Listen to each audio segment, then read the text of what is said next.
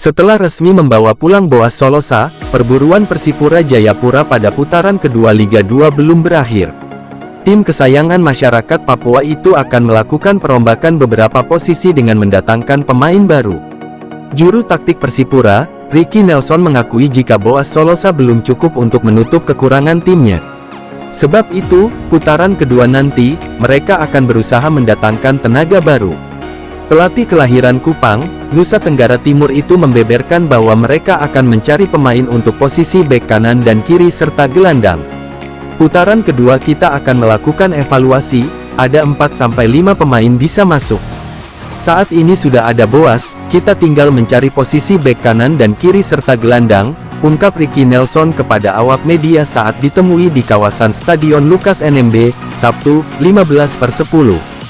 Selain mendatangkan pemain baru, Persipura juga tentunya akan melepas beberapa pemainnya yang dinilai tidak memiliki kontribusi yang besar untuk tim. Tidak semua pemain akan kita pertahankan pada putaran kedua. Kita akan datangkan 5 pemain untuk menggantikan 5 pemain juga. Putaran pertama kita masih punya 2 pertandingan, lawan PSBS dan Persipal. Setelah itu kita akan putuskan untuk pemain baru dan pemain yang kita lepas, ujarnya.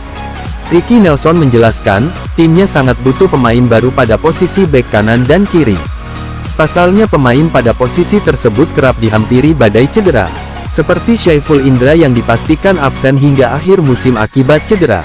Jujur saja kita butuh bek kanan dan bek kiri, gelandang 1 lagi, 4 pemain baru. Posisi striker sudah ada Boas.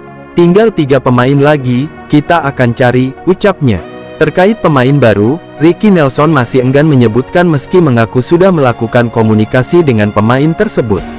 Dia membeberkan bahwa incaran Persipura tentu pemain asal Papua yang saat ini bermain di Liga 1. Pemain Liga 1 dan harus pemain Papua. Kita masih takut menyebut nama karena nanti klubnya marah. Untuk gelandang kita cari petarung seperti Yeter, Alfon yang mau fight, pungkasnya.